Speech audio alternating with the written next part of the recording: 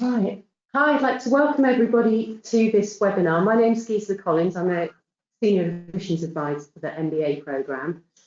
I'm joined here today by 5 students from the class. Can I just check before we get started, can someone just type in the question box that they can hear okay?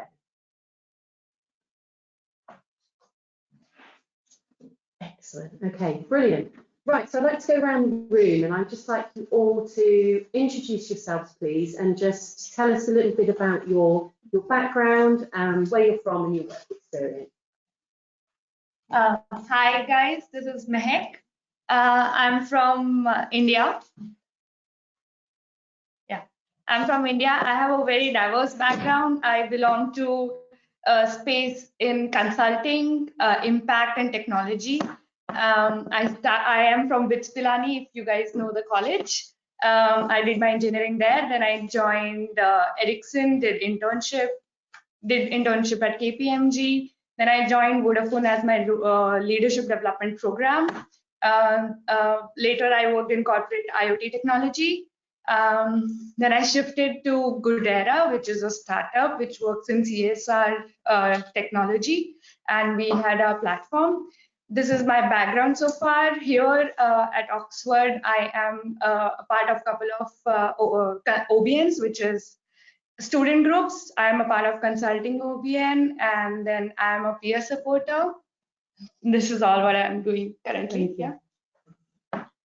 Hello everyone, my name is Anjali. I'm originally from Bangladesh. I started my professional career as a social entrepreneur, and then I started working at a large nonprofit named PRAC. We are based in Bangladesh, and my job was basically to ensure financial inclusion for women. And I did that for roughly 5 or 6 years. Then I took a study leave and I did a master's at the London School of Economics. And after that master's, I came to Side Business School for my MBA. Hello everyone, I am Bhaskar Pandey from India. I have experience in engineering and finance. So I have an engineering and finance background. Before coming here, I was working in Tata Motors in their business finance division. Here in Oxford, I'm part of the student council and looking to go into finance or consulting roles. Yeah. Hey guys, this is Nopal and I'm from Pakistan. So I did my engineering in the US at Boston University about 7 or 8 years ago. I feel relatively old. I was in consulting for about 7 years, and that was based out of Dubai in the UAE, and then decided to pursue my MBA for a few reasons that we may potentially get into, and hopefully after my MBA go into a mix of tech and consulting. That would be kind of my ideal field. Hello everyone, pleased to be here. I am Sunny. I've been working as internal strategy consultant for Tata Steel for 4 years before joining here at Oxford. I have a collective background as well for any of you who is looking forward into data sciences and consulting. And here in Oxford, I'm part of the Oxford Strategy Group and Rhodes Artificial Intelligence Lab. So my post-MBA career goal here, which I'm working towards, is consulting and tech as well. So cheers to you guys. Fantastic, thank you.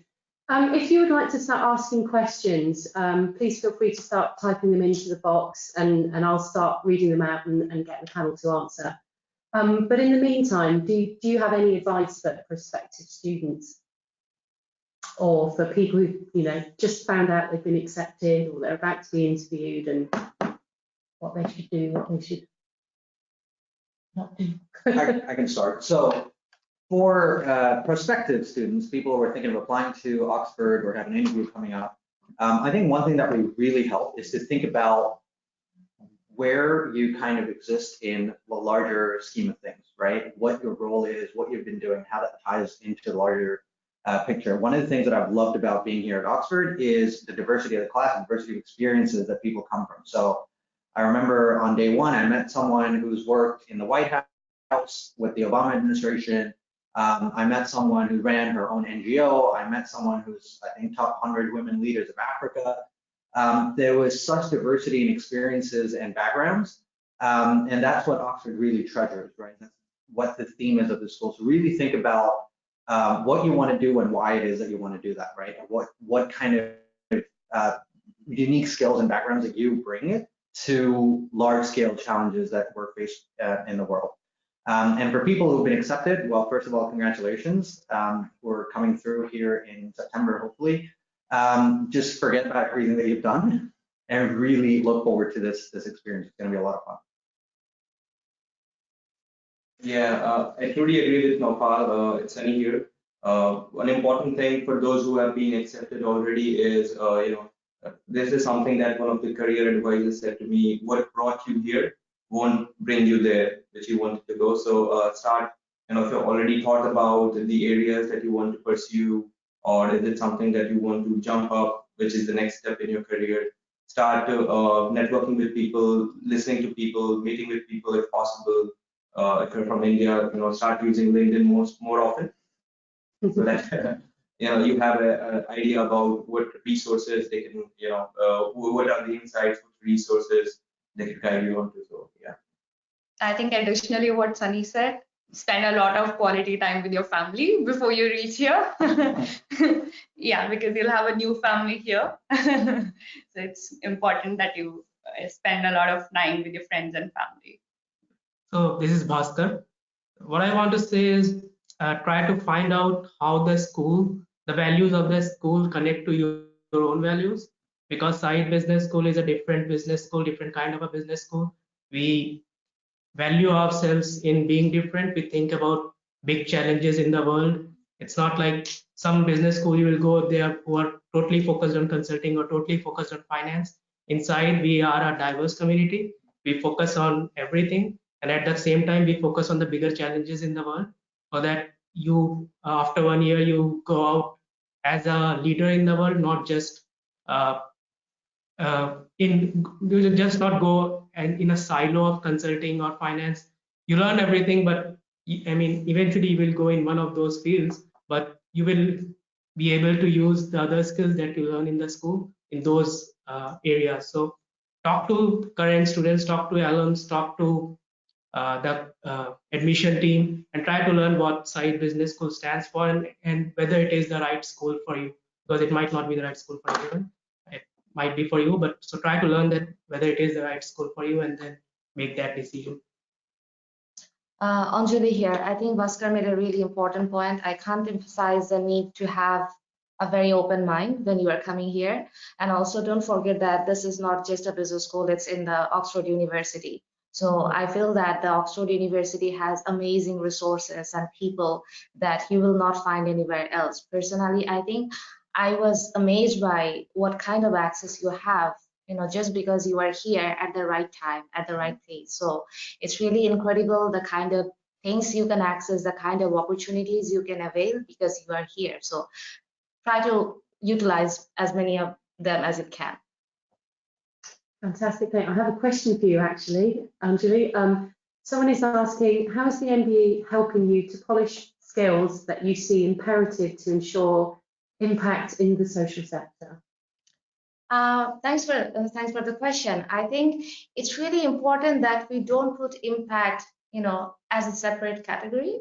Right now, we are heading towards a world where impact is not something that, that's the government's job or is a third sector that can take care of everything.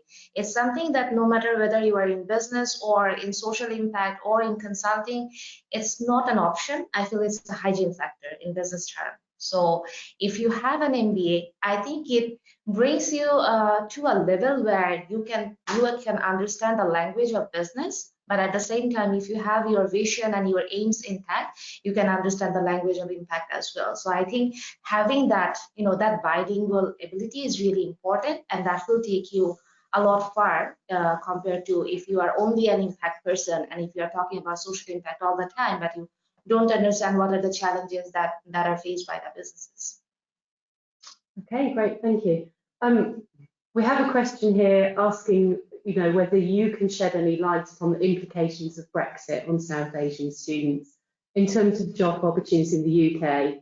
I also had someone else email me about this. I'm not necessarily sure this is something, but you may have an opinion.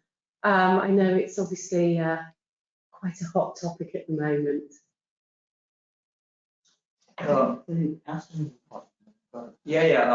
can actually share some light on this. A couple of days ago, I was having an interview with one of the prominent consulting firms, and this has been quite a lot of topic, not around just UK, but around the world as well, especially for people who are coming, to do the MBA here. So I asked the same question, but let's pose in a different context. What are the implications of Brexit in consulting as a business and industry to which the consulting caters to? So if you see about this, the number of transactions you have, especially if the economy is conjoined, is not necessarily that large. If you see the number of multiples, especially when UK is a different entity and European Union is a different entity, there are more business opportunities, because now if you think about areas of consulting such as growth strategy, go-to-market strategy, so these things would come up. And especially from an industry context, there would be more opportunities, and therefore there would be more business areas where these consulting firms, for example, could grow. So on a whole, there would be more job opportunities as well. And if you consider about other aspects of Brexit, for example, visas, as we mentioned, a lot of people talk about it. I think on a whole, it would be, it's difficult to say, but it would be something that going to be in general in the field. So. Yeah. Yeah, this is Bhaskar. I would like to add something. You will be coming here in Tier 4 visa, and to work you will need to change it to Tier 2 visa. But according to the new regulations, you do not have to pass the labor market test to change from Tier 4 to Tier 2. So that will be helpful for everyone who will be here in Tier 4 visa. About the economic impact of Brexit, I don't think anybody knows. Even the government is not sure. So that is an open issue, and we will see in future what happens. It's just 3 days or 4 days since Brexit has happened, so let's see. But I think this is novel. Just to kind of bridge off of Bhaskar's point there, the new regulation that the UK government passed, I think 2 or 3 months ago, was that now you're going to get 2 years post your MBA to live and work here, as opposed to the 6 months that we're getting. So that's a massive advantage, and hopefully, if everything goes well and there is certainty and jobs are, created in the region, I do think that that would be a great kind of catalyst to a lot of new people to stay back here. Okay, great. So someone has asked, for career transitioners, does the lack of a significant internship window adversely affect the ability to go into traditional MBA fields, such as consulting finance?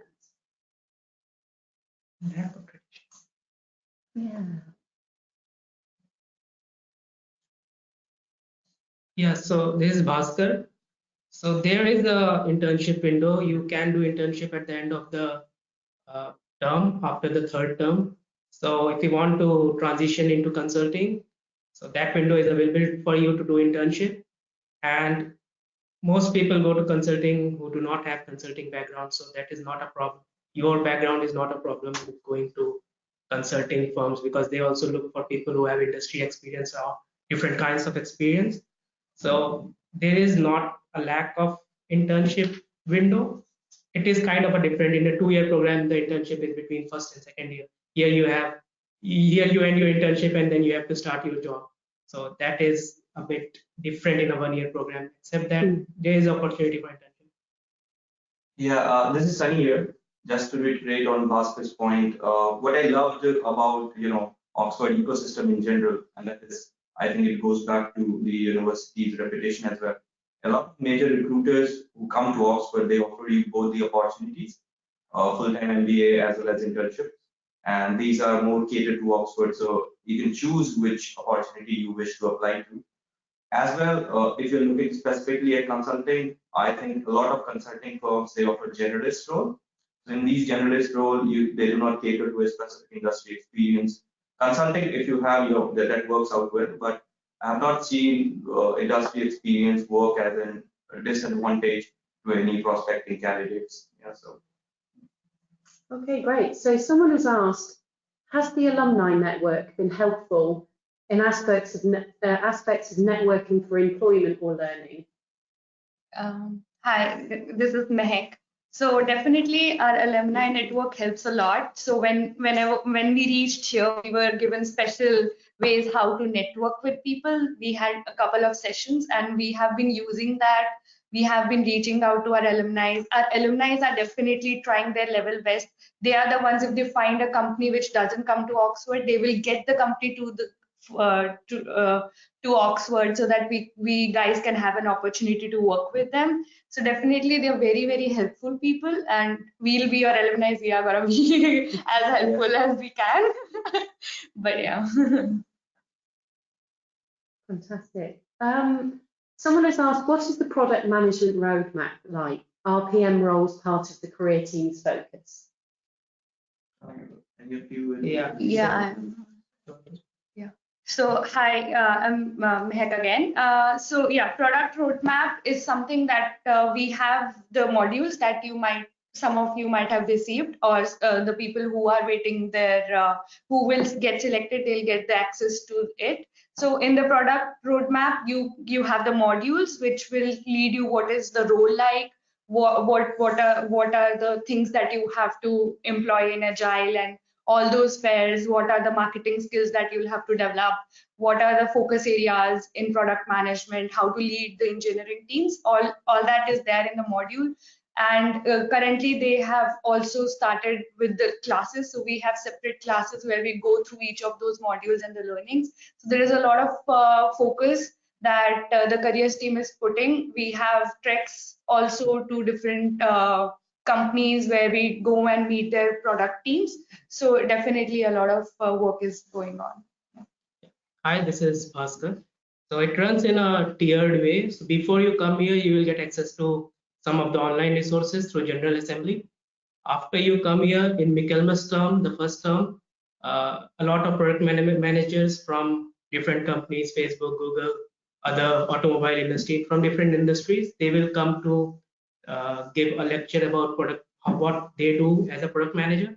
In the Hillary term, you will have classes about the product management, which is run by the careers team. You will have 3 classes, and all that ends with a career track, which will happen at the end of February this month, where you go to London and visit some companies. There will be one more career track in the Trinity term. So that is the overall product management roadmap, which is wholly run by the career team. Great, thank you. So a question for everybody. Someone has asked, could you please share your favourite Oxford MBA experience, be it academically or extracurricular? Or maybe one of each. A lot of answers on this. Yeah. I mean, Oxford is a fantastic place, right? So this is Sunny, by the way. I think I would when I say this, I say that for everybody, each of one has different, very good experiences. Something that is common to all of us is actually the college experience, especially not just the people you meet and greet in the colleges, but also the experience of actually sitting beside an economist or maybe a quantum physicist or maybe someone who is working for international migration. For example, I am the part of Christchurch College, and as a part of the college, you get to know people via different channels, be it breakfast, be it the fancy college dinner. So that is a really good part. An academic experience which I really found interesting was how, as an MBA student, you can be an integral part of the activities that go around the college. And the point that you are an MBA student brings the additional bit of diversity and the business expertise that you think that you bring to the table, especially in terms of structured thinking and strategy. So that is really good part. Myself, I'm working with a different kind of AI student organization, and what I really love about this is people from Internet Institute, people from PPE backgrounds, they come together. So that is really something that you won't get easily at any other university. So this is novel. In a year's time, you'll realize why this is an extremely difficult question to answer. Yeah. I think there are multiple things, and just so that I don't cheat, I'm trying to think of the standout factor. So I think for me, a lot of the things that when I came here to Oxford, I expected. So the Oxford experience, the history of the place, the building, the architecture, the city, the students, the vibe, the access, the resources, everything that we talked about, and all of those things I kind of expected to some level. One thing that I probably least expected, or even if I expected, I didn't kind of think of it in the same light, was the kind of people that I would meet in this program. And actually, that was one of the main reasons why I decided to come to Saïd Business School as opposed to some of the others. Because when you think of an MBA, you think of a lot of, kind of traditional fields. I think Bhaskar also alluded to that, where you'd meet a lot of consultants, you'd meet a lot of investment bankers and people in the financial services industry and so on and so forth. But I've met people who've done such incredible things that I almost felt like, a regular corporate person who hasn't done anything in life when I arrived here. But I think that for me has been the standout experience in Oxford thus far. Even if we look within South Asia, I know someone who was working to repurpose the education sector in India, I believe in Hyderabad or somewhere. So again, in Pakistan as well, we have someone in our class who's working in the health sector in Pakistan, which is so important, looking into kind of those industries in those regions which are very underdeveloped. So you find those people as well in this program, which for me has been, the standout kind of experience thus far. I think Oxford has surprised me in so many ways. There are things that you can see on the website, you can read about that, you can ask the questions in advance, but come prepared, prepare to be surprised in really big manner. So I'm part of this Oxford Global Leadership Initiative. That's a small group of people, 15, 16 people coming from all departments of Oxford University. And there we got the chance to have a very close conversations with one of the ex-defense ministers of UK, and having that kind of close conversation and asking him really difficult questions about politics, personal life, the tricky balance between ethics and business, and being a top diplomat of one of the most powerful countries in the world. I think that kind of opportunities, if you ask someone like what's in it for me if I come to Oxford, they will never be able to tell you that when you come here in that particular year, you will get this particular opportunity. So it's really, it's mind-blowing, like how things conspire in different ways and surprise you. This is Mehak. So I would say you'll find people who have common interest to you, yet people are so different. So whenever you have a conversation in Oxford with your class or with anybody, there would be someone that would actually make you connect to them. You'll feel like, okay, I don't know this person, but I know there is a connection that we have. There is some common thing that I have with them. And this is especially intriguing to me. And I really, I became a part of peer supported team. And it is worth mentioning, there was a room, we used to sit for the whole week. We would sit for 3-4 hours together, and we would just talk about what we feel is the problem that our generation is feeling, the kind of FOMO, the fear that we have, the kind of things that we mentioned that we feel that we haven't achieved anything. Every one of us was feeling the same thing, but every one of us was a winner in our own life. But all these things we sat together, the kind of problems that we feel while we are networking with other people, while we're talking to other people, deep discussions that we had, and we connected. And when I started talking to a larger cohort from that peer supporter team, I could relate to everyone else on the same topics. So I think that was an amazing thing, for me. This is Bhaskar. So I will tell you academically and socially. So academically, I think the way whatever subjects you are studying, the way it is getting connected to a more global problem. Like this term, we are doing global opportunities and threat at Oxford, which is catering the climate action topic. So all the students of Saïd Business School are coming up with different projects about climate action and how to ensure that by 2050 we do not end up where we do not want to end up. So all the team is working around that. And it is not just that this is one project that you do in silo.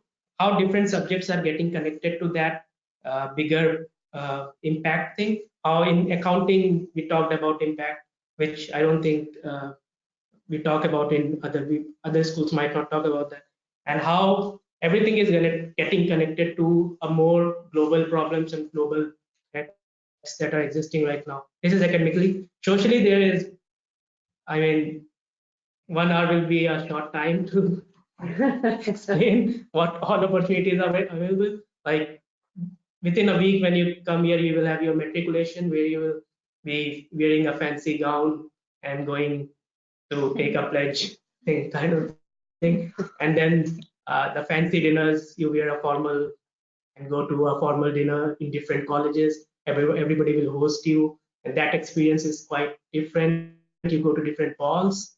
So throughout the year, you will have different balls in different colleges. So it's kind of apart from being an MBA in #1 university in the world, Oxford itself is kind of a dream, a 1-year dream, which you will be signing up if you come here. Yeah. Oxford Union, yeah. So there's Oxford Union, you will be a lifetime member of Oxford Union, which is a debating society. So in that Oxford Union, you get to listen to former prime ministers, current prime ministers, the CEOs of Google, LinkedIn. So everybody comes there. So Yeah, you don't need to. Yeah. A lot of. So One thing that I just wanted to pick up on what Bhaskar said about formal, the gowns, the fancy gowns that you wear. That's actually really funny and interesting, right? So when you go to your first exam and you're wearing this really funny kind of looking dress, and you don't have to sit in an exam just in your regular clothes. You have to like dress up, wear a tie, either a regular tie or a bow tie, wear this fancy gown. I kind of like, it went back when I was taking my first exam. One of the things I thought of was, I can now see where J.K. Rowling got her inspiration, and she probably fantasizes it to a whole new level. And I think some of it was in fact shot at the University of Oxford as well. So yeah, definitely that's a whole new kind of level of experience you will get. I think usually I'm like more worried about my dress than my exam. Right. So someone has asked along those lines, do you have any advice on navigating the transition from a working environment to an academic lifestyle? So how did you find that, quitting work and coming to Oxford? Yeah. This is Mehak. I really miss working. So every time I'm like, okay, I'm a student again. I would want to go back to working, but yeah, it's difficult. But I think for people who are coming directly from working, it is gonna be easier for you in terms of the work pressure that we'll have here and work pressure that you might have in your jobs. So it becomes easy that you have a habit to wake up early in the morning. Then you have a whole plan schedule in your jobs. So I think it's much easier that way. Yeah, this is Anjali here. I think the transition is really tricky depending on what you want to achieve from your MBA and whether you have time in between your work and your MBA. I think that really matters. I made the mistake of starting a master's right after my study leave. So it was like I'm finishing everything and then in one day I'm hopping on a plane.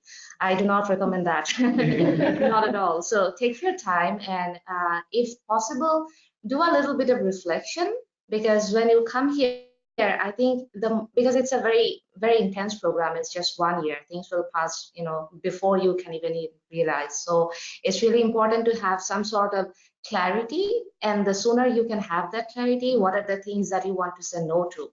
I think that's a much more difficult question compared to what are the things that you are signing up for, because you will be showered with opportunities and things here, there, everywhere. So it will be a really big challenge for you if you don't know who should I say no to. So the sooner you can have that, that reflection, that clarity within yourself, the better it will be for you in the MBA program. So from a transition standpoint, I look at it in 2 or 3 different kind of buckets. So I think the first thing is, depends on which kind of phase of life you're in. So we have people here who just kind of completed their undergraduate studies a couple of years ago, just for getting into their careers and then decided to do their MBA. They have a very different kind of experience to someone like me who's been in the work industry for about 7-8 years. I'm married. And then we also have people who are slightly, in their mid-30s, who've got children. So it really depends on which kind of phase of life you're in. For me, where I think I'm kind of like in that average age spectrum, 28, 29, 30. So a couple of things. One, I was in consulting. I was pretty used to working long hours. So coming here, I expected I'm going to have a good time. I'm going to go to classes. I'm going to learn. I'm going to do all these different things. And to my surprise, it's incredibly busy. In fact, at times I think it's busier than I've been busier than I was at work. Because even when you go back home, you've got readings to do for the next day. You've got projects going on. You've got employer events coming up. You have to prepare cover letters. There's just so much that's happening. So that's the first transition that you have to make, which in my opinion is very tricky because you're extremely busy. If you happen to be married at the same time, you have to manage kind of that aspect of your life as well, which could be challenging at times. So my advice to those of you who have a spouse or a partner coming here would be to make sure that they start looking for jobs or something to do before you come here, just so that they're busy as well. But no, overall, I think the transition, as tough as it is, I think it's all worth it. 4 months down the road, 5 months down the road, I'm looking at it. It's busy, but it's great. Okay. So someone has asked, considering the rigorous nature of the programme, is it wise to experiment with electives and explore other industries, or should you always try and keep related to your future aspirations? I think that's the classic MBA answer, Angelika. It depends. That's the absolute classic. No, honestly, it depends on what you're looking for. There are some people who have their, jobs secured, and they have a certain idea about this is what I want to do and nothing else. That's a different approach. And I personally took a lot of risk when picking my electives. I really want to explore. So though I understand it's very intense and people have different priorities, but I really wanted to explore things that I didn't study before or couldn't study before. And Oxford is the only place where I have access to this amazing, incredible academics that I don't think I will get anywhere else. So for me, that was really exploring things that I wish I could do, and right now I have a chance to do. Hi, this is Bhaskar. So electives come during the second block of your second term and the final term. So you have much time before that to think about electives or what you want to do with your career, or how do you want to tailor your Oxford experience. So it's not like you come in and you have to decide. You have 4 to 5 months to reflect upon your own career choices and your own aspirations, what you want to take out from Oxford. So you will get enough time, and it depends also, because if you are coming from a private equity or IB background and you already know those kind of subjects, so you may not want to take those kind of subjects again during electives. You may want to explore more, but if you want to switch careers and you want to pivot on particular electives, then you would want to take those kind of electives. So it depends on person to person. And just one more thing to add on that. I think the good thing is it's very flexible. And even when you get into that, like Buster said, 4 or 5 months into or 3 months into your kind of journey here at Oxford, you'll realize that people even encourage you to think about it. So for us, we have a plethora of electives to choose from. And then we know people that have kind of decided that, oh, we just want to do finance-related courses, so they're just doing that. For me personally, I've kind of picked a marketing-related course, a finance-related course, an entrepreneurship-related course, or leadership-related course. So basically, I'm going like super broad and like get a flavor of everything. But the good thing is that it's very flexible, so you can really choose which way you want to go. Yeah, I mean, the choice is from artificial intelligence to business history. So you from past to future, you have everything. All electives are everything. Yeah, Sunny here. Just to reiterate on to what Naufal and Bhaskar said, So regarding the flexibility, if you are very keen on a particular elective, you also have the option to audit that course. So you can also choose to do that given you have other priorities well balanced. I mean, so yeah, just to reiterate this, auditing a course means even if you do not formally enroll in that course, you have the option to go sit in the class, engage with the class participants, the content, and obviously whatever is being taught in the class. So you have the option to latch onto that, but obviously it depends how much time you want to spend in the class and out of the class. So. Okay, so we have a question. Someone's saying, how difficult is balancing the rigors of a one-year MBA with networking and recruiting? I guess maybe this is someone deciding between a 1 year and a 2 year. How would you say that's been so far? Sunny here. So how I feel about this is MBA 101 is, you have to network really well. You have to know your colleagues, because I would reiterate this, something which was said by our dean in the during our launch. So the MBA colleagues you have who sit near you during the entire class, they are your future professional colleagues and not just your MBA colleagues. So networking is important. And given the fact that you have to work on the rigorous, how much rigorous the program is, and networking as well, you do not have the option to choose any one of them. You have to do both. So you have to be on the shoes. You have to be. You can't let lose one end and think about I will work on this and do the other way. So you have to do it. I mean, this comes with the nature of taking an MBA, I guess. So. I think this is Meher.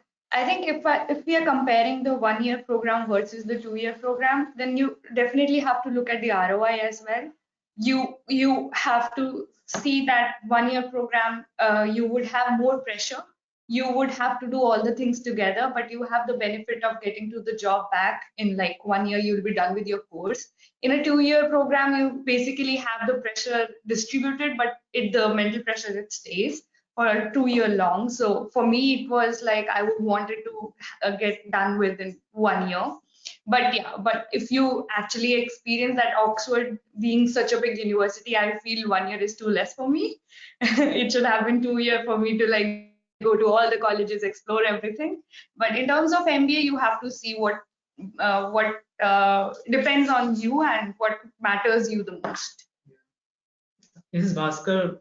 I mean, if you're asking if it's rigorous, it is rigorous.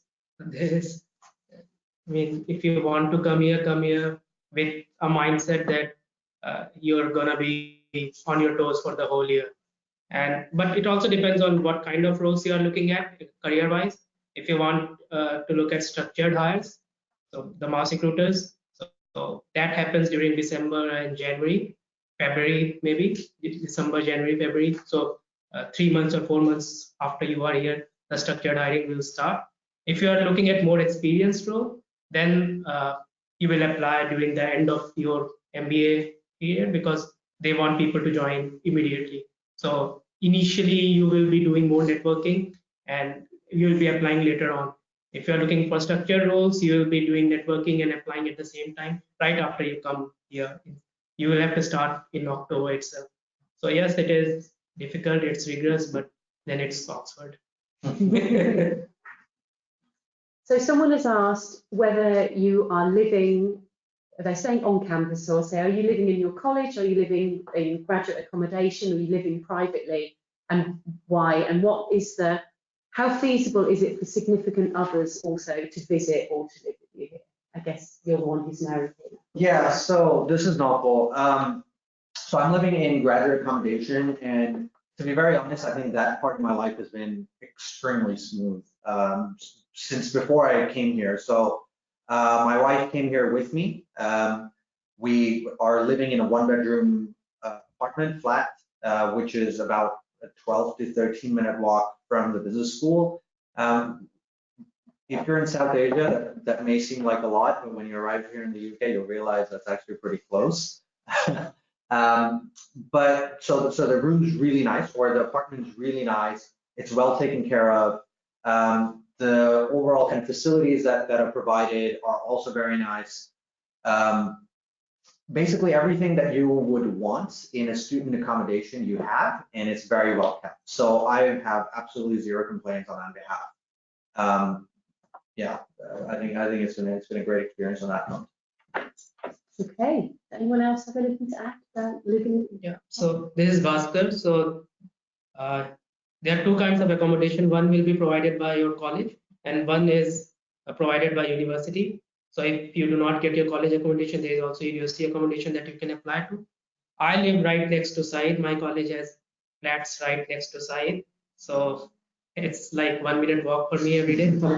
And so that's great. And graduate accommodation is different than undergraduate accommodation. So graduates don't live in dorms.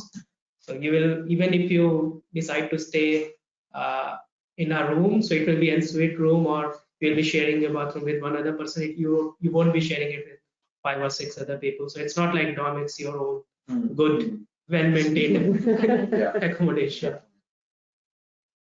Okay, great. Someone has asked, could you talk about your average day?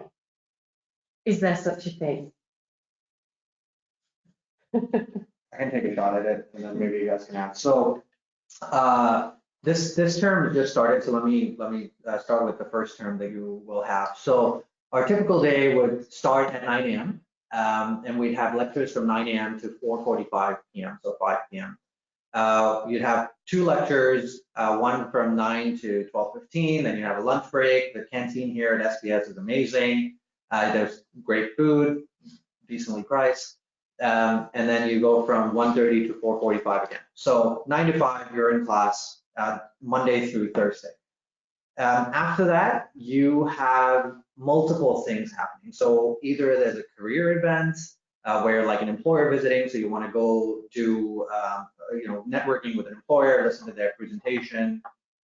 You may have a project that you're working on, so you may have to meet your team. You absolutely, definitely need to read your readings or case studies for the following day's lecture. You want to have your dinner. So all of that kind of takes you to about 9 or 10 p.m., I want to say, on an average day. Maybe if you're really efficient, 8 p.m. And then you go back home and sleep, and then you start again on the following day. Fridays, we typically don't have classes, but we do have employer events, sessions that are set up by the career team. So that could be, how to set up an issue tree on challenging problems, or like how to present, or on communication, or on how to facilitate, or all these different kinds of sessions are set up on Friday. They're typically optional, so you can choose which ones to go to. But I think that's what a typical day looked like for me. I don't know if you guys have anything to add. Yeah, it's just Sunny here. Additionally, to add, after the classes, what happens? So typically Monday to Thursday, we have this entire 9 to 5 schedule. If you're part of a finance lab or any other lab, like creative destruction lab or impact lab, you'll have most of these sessions after 5. So typically finance labs start from 5 to 8. So these are the classes that are twice or thrice a week. So if you are part of this, you're assume that 9 to 9 you will be in classes. Additionally, the employee events as well. Apart from that, there are wider engagement with the university, maybe Oxford Union, maybe any other group that you're part of, maybe a project that you're working with the undergrads or grads. So that depends a lot. But yes, that's about it. Yeah, just to add a few more things, Anjali here, if that was not already enough. Add a few more trips to London whenever you feel like, because there are so many things happening in London. It's just a 1-hour train together. So it's really helpful if you can think about, oh, these are the companies I'm interested in, these are the people, groups that I'm interested in. It really pays off to be there in person compared to, sending them an email or, being impersonal. Also, there are so many events and interesting talks happening at the colleges all the time. So I often find myself after class, it's about, okay, there are like 5 different events happening at 5 different places in Oxford. Which one do I want to go to? So it's not just the business school and the class hours and the after class networking and events. It's also what's happening in the area and, something that goes with your interest. In addition, Bhaskar, in addition to that, if you're a member of one of the clubs or Oxford Business Network, or in one of the clubs of the wider Oxford University, then that will also take your time. If you are a student council member, then that will take your time. So it looks how much you put yourself into those kind of things. So The person who asked me, I wish he did ever ask the question. Someone is asking, can you go into a little bit more detail about the kind of, I think they mean the labs, you know, so like the finance lab, the consulting lab, creative destruction, give an idea of what those are about if you're in them. I can tell about Impact Lab and Consulting Lab. So me and Anjali, we are both part of Impact Lab, and we basically have sessions every Tuesday. Yeah. And we have experts coming in. We talk about systems thinking. We talk about how to create a movement. We talk about different things of what matters in the world and how do we become a change leader. How do we design the whole system, bring about the change in whatever we are doing. And we also have a couple of events that Impact Lab does, like we will have we had Impact Retreat where we'll just doze off for like 2 days and like be in our zones. We would just think about that would be a self-reflection kind of a thing that we would do, and where we want our journeys to go ahead. When it comes to consulting lab is more like peer conducted sessions where you practice cases with your peers, then you help each other know what are the critical interview tips that you have, how do you give the interviews, and competency interviews, personal interviews, and what are the consulting firms that are coming on campus, which are not coming, how do we apply to them, which are the alumni to network with. So that is all that happens in the consulting lab. So yeah, these are the two spheres that I could throw light on. I can speak about the finance. Bhaskar here. I can speak about the finance lab. The finance lab runs during the Michaelmas term, which is the first term, on Monday and Friday after classes 5:30 to 8:30. Monday and Tuesday. It depends which stream are you in. You can come in both, or you can come in your own stream depending on, because different companies visit on Monday and Tuesday. So if you want to attend sessions from both the companies, you can come on both the days, or if you want to come on a single day, you can come on a single day. So mostly the investment bankers, top investment bankers, private equity players, partners, venture capital, those kind of people come to the finance lab and teach us about one of the deals that they did and the nuances behind that deal, the finance behind that deal, those kind of things. So it's not that difficult to get into finance lab if you want to put in that effort. If you put in the effort, you will get into the finance lab. If you won't put in the effort, you won't get into the finance lab. So it has more places than the Impact Lab. Impact Lab, I think, had 50 places. 50. Yeah, and Finance Lab, I think, had over 100 places. So if you pass all the exams, they will ask you to give exams before you get into Finance Lab. If you pass the exams, if you answer the questions that will be sent to you, I mean, you will get to know about the process later on. So if you do it diligently and with some smartly, then you will get in. So, yeah, so you get to learn a lot of things about what is happening in the banking space in UK through the finance lab. Okay. We do have someone asking about whether you could comment on the opportunities to engage with other groups at Oxford. So they're saying specifically, say, the engineering department if you're working on an entrepreneurial project. I don't know how relevant that is. Yeah, I mean, I have seen many people doing that, taking courses from other departments. So the process might be a little bureaucratic and tricky, but it's possible. And there are many platforms outside the business school, namely Oxford Foundries there, which is like the entrepreneurship center for the whole university. And then there are other very specific like interest groups or clubs or societies, consulting societies. There are quite a few of them.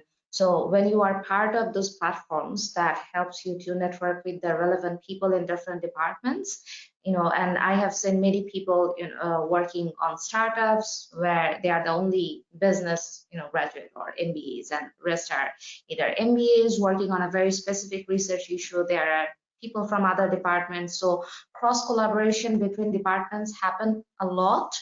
The only trick is you have to take the initiative and you have to know, oh, this is what I want and these are the people I'm looking for. And if you reach out to, even to your faculties or to your classmates, to the people who are in the college, I think is a very good place to find other people from other departments who maybe you would never meet. So there are platforms and spaces. It's not just very structured. So there's no one formula for, this is a database. You go there and you find the person that you are looking for. You have to take you have to be a bit proactive, I would say. Okay. Yes, sorry, go ahead. Yeah, just to add on to that, Sunny here.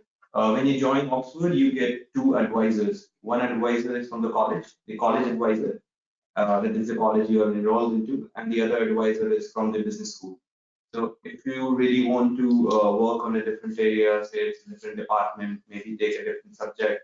So even though there are some, you're right, Anjali, there are some processes that you're bureaucratic, but the college advisor can guide you and help you channelize or help you how to navigate the Oxford dynamics. So that could work well if you're really looking on to another subject or another department. Yeah.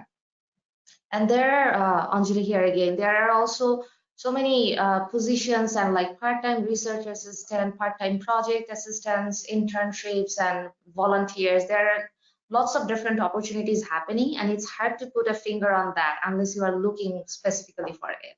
So if you like a particular department, I think it's worth looking at their website and thinking about, oh, these are the people who seem to be relevant, and let me write to them and ask them, I'm interested in this particular thing, whether there's any opening for me.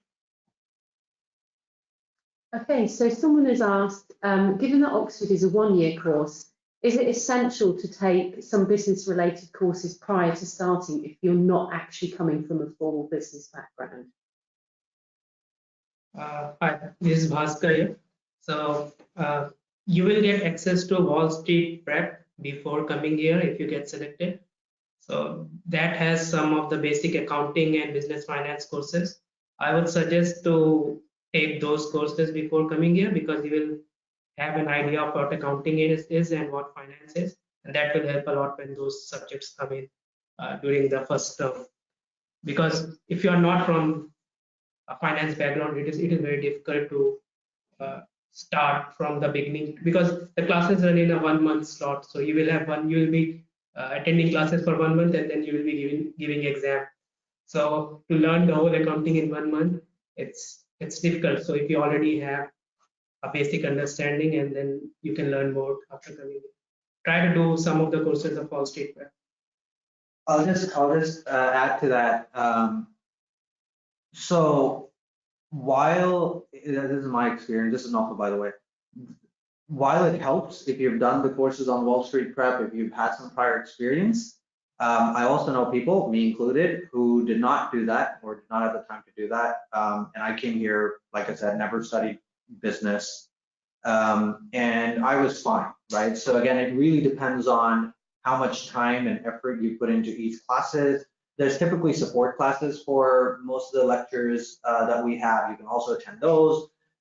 You also have people who are, that's the beauty of being in an MBA program. So like I could always find an accountant in my class and I can go and learn accounting from him or her after class. Same with finance, same with, all the other courses that we've taken. You typically have people in your class, in your cohort that have done that before and have a lot of prior or good knowledge. So like I said, so yeah, so just to encapsulate, I think while it's helpful, it's not necessary. So like even if you haven't done it, you can come here and still exceed and excel and do well.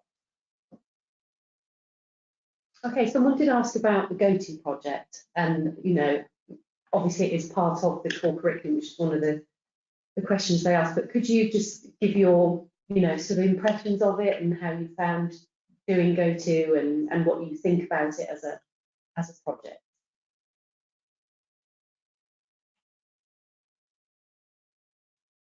Hi, Anjali here. So in our Go-To project, we are looking at the energy prices in Gambia. So that's a pretty interesting case where it's a very small country in West Africa and they are having serious electricity shortage, and we are trying to see renewable energy seems to have a lot of potential, but why this is not scaling up as fast as the fossil fuel sector. So it was quite interesting for us to look at the problem from a systemic perspective. I think that's the beauty of GoTo program as a whole, that no matter which problem you are targeting or which sector you are interested in, you will discover new things because you are not looking from your perspective. You are trying to think, oh, I'm thinking about as a business person, but what are the political actors thinking about the problem? Why the government is not supporting this initiative, or why the social sector is not helping as much as they should. So you will be forced to think from other people's perspective and look at the problem from, let's say, a 30,000 fit view. That's what I would say. So it's quite interesting, and even people who have background on that particular issue found that this process is really helping. So some people are really passionate about the particular issue they are working on. For others, it's more about the process. And I think for me, I mean, I'm a big fan of systems thinking and systems mapping as a tool. So for me, it feels like no matter which sector I'm going to work in after MBA, having that mindset that I'm not just looking at an issue as a granular piece, something that can be tackled right away, but I can also see the very complicated connections between political, social, technological, and also the business perspective. So that actually enhances your experience a lot. Okay. We have run out of time. Thank you very much, everybody. I really appreciated you taking the time to join us today, and thank you everyone listening in. I hope we've been able to answer the majority of your questions, and thank you again.